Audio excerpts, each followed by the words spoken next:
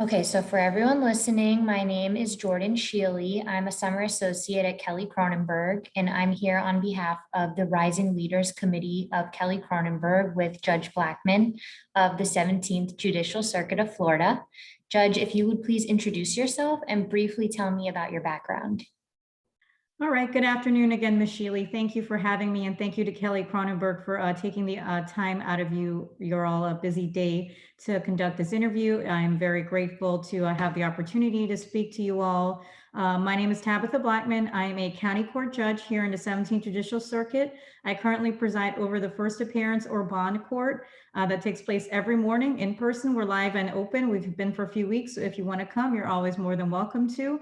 Before that, I was presiding over the civil county cases and criminal county cases at the South Satellite Courthouse, doing both divisions, a big division, but very worthwhile. It's at one of the satellite courthouses. And prior to that, I was in public service for about 9 or 10 years, doing things between back and forth through the state attorney's office. I started there as my career, and then I left as a supervisor. And after that, I briefly went into private practice, doing insurance defense before ending up being an attorney for the Department of Children and Families, both in Gainesville and in Fort Lauderdale. And I finally went back to the state attorney's office, where I was until I was appointed by Governor DeSantis last June. So, and I've been on the bench now for about a year, and it's been just a whirlwind experience, excuse me, first of all, getting the appointment, and the process was long. It wasn't an easy process. So, for me, I would just tell you all to keep going, have persistence. If it is a dream of yours, don't give up, because you're not always going to get it the first time. If you do, that's amazing. But for me, it was 8 times, and persistence is key. If it's something that you truly, really want, just keep going. So sorry, that was a little bit long, but. No, thank you so much for all that information. And why did you originally go to law school? So I went to law school. I moved here from Trinidad when I was 9 years old. I remember growing up in Trinidad, there not really being so much a rule of law as in here. There was a coup when I was little, and the government was overthrown. And I remember nights sleeping on the ground because there was gunfire and just chaos and so much craziness. And then later on, when I was in, I guess, high school, maybe finding out that those people were, I guess, for lack of a better term, pardoned, the people who sent us into chaos for quite some time. So because, people do things out of fear and not necessarily out of what the rule of law should be. So I knew that not only that, my dad had gone to law school, but never got to practice, because when he was studying for the bar equivalent, his dad passed away. So he took over his business. So it's a combination of those two things that led me down the path of not only being a lawyer, but being a judge. And so perhaps this leads into my next question, which is, how did you first become interested in public service? So for those reasons that I said earlier, just being in a country where, you felt, I guess, especially as a young child, we moved here when I was 9, helpless, and not really knowing how you can help, how you can go about making people's lives better in the community. So for me, that's why I chose public service. And being at the state attorney's office, wonderful position, wonderful job, wonderful opportunity to help victims who need the help, who otherwise find themselves voiceless, and also protecting children within our community through the Department of Children and Families. They are truly our most vulnerable members of society. And so for me, that's why I chose the profession of public service. And so what made you want to take the next step to becoming a judge specifically? So a couple of my friends had suggested it to me, and that maybe it was the time. Because I guess they saw something in me that I didn't really know was there yet. And it's sort of that nudge or push from loved ones and friends and colleagues that really makes you realize what you didn't really know you were ready for, but with that encouragement, that you are ready. And like I said, it wasn't the first time. I started applying in 2018, I want to say the beginning of 2018. And all of the 6 positions that year I applied for, I didn't get it, but and then the next year there weren't any. And then the second time I applied in 2020, I got that position. I was very grateful, very humbled to be chosen by the governor. And yeah, that's just with encouragement and persistence. So that being said, what do you think makes a good leader? Definitely somebody who listens, definitely somebody who encourages other people, because I know that I did not get here on my own. I know that I could not be here on my own. So I think not only that, but respect.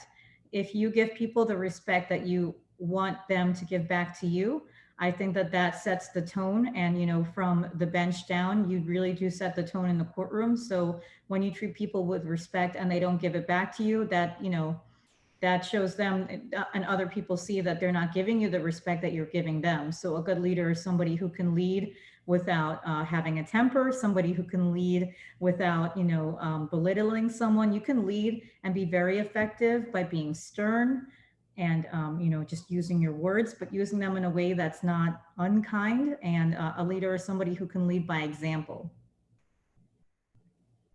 And do you have any advice for young lawyers? Absolutely. Your reputation is everything. It takes forever, forever to build. And you can lose it in a heartbeat. If there is, I know I've had a handful, not many, opposing counsels who have been just so, you know, just that's so condescending or derogatory things to me, whether it's because I look young, I am a woman, or whatever the reason is. And all you can do is ignore it. You know, just turn the other cheek. There's no reason for you to respond. The only response that you ever should give to somebody like that, a bully, is on the record and about the case, or on the record in writing, and only talk about the case. But if it does get to such a point of unprofessionalism, there are steps for you to report them so that you don't have to continue to be bullied, especially if it gets to a personal level that's so unprofessional that you believe it crosses that boundary. And you can look to the professional rules for guidance. I'm not going to tell you when you should take it to that next step, but always try to just maintain yourself, because remember, they're going to try to poke the bear and push your buttons and make it look like you're the one that's overreacting when they're the ones that are, you know, being the bully. So just remember to always be the bigger person, turn the other cheek, and do what you can to just talk about the facts of the case, talk about what you need to talk about. And if it becomes such a relationship that you can only do it in writing, and only do it in writing, so that way you can protect yourself and your reputation. And so, what would you recommend for someone looking to get involved in public service? Oh, I would definitely recommend interning with any of the public sector government jobs. I know that you know, the state attorney's office, I worked there for many years.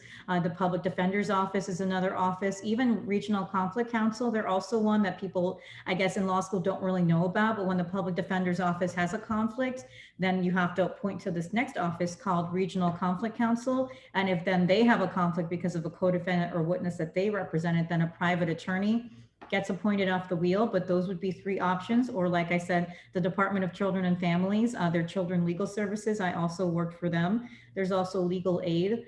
Just any of those public sector jobs, you can reach out to them. And a lot of them have not only summer internships, but some of them have internships where you can get credit.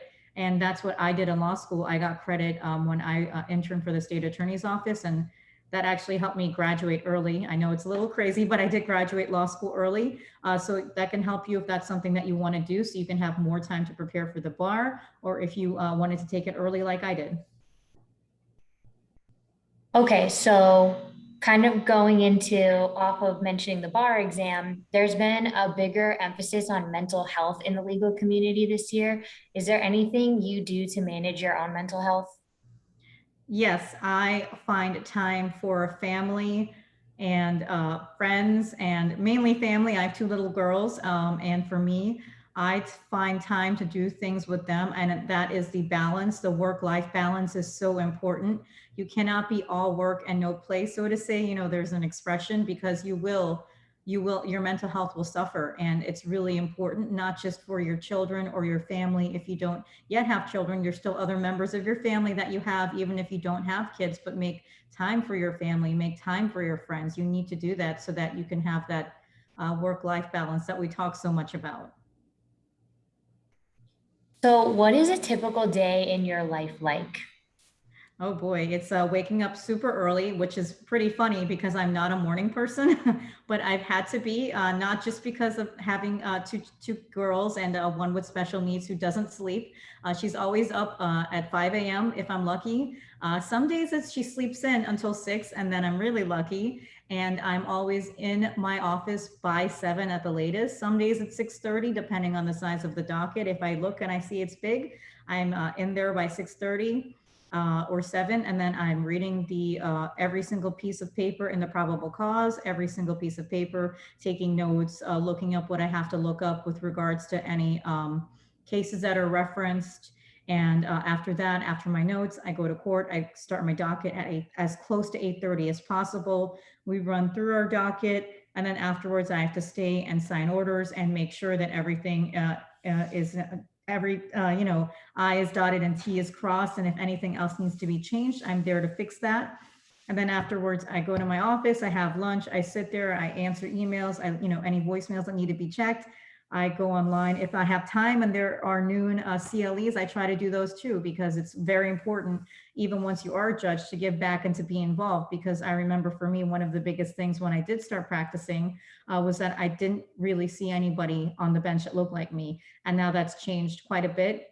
And it's something that I'm very happy to see. One of the first judges that I practiced before, I know this is a little bit off topic, but Judge Gillespie is, I practiced before him when he was both my criminal judge and my dependency judge. And it was such a great experience, not only seeing a judge that looked like me, but having a judge that was so knowledgeable. That really made me feel at ease coming into my own as a prosecutor for the state and for DCF. So for me, I always try to give back whenever I can and go to events and have people see that, hey, she looks like me too, or hey, there's a judge that kind of looks like me, or she's a young female, or at least young looking female, because I do want other attorneys, young attorneys, attorneys of color, what have you, know that there are judges that are out there that are willing to help them, that are willing to give that lending help to pull them up to where I am, because like I said, I didn't do it on my own. Well, thank you so much for answering all of my questions. Is there anything else that you would like to share? I think I went off on a lot of tangents, but thank you so much, Ms. Shealy, again, for giving me this opportunity for you to get to know me, and for this opportunity. I really do appreciate it. No problem, and thank you also. All right, thank you. Have a great afternoon. You too. Bye.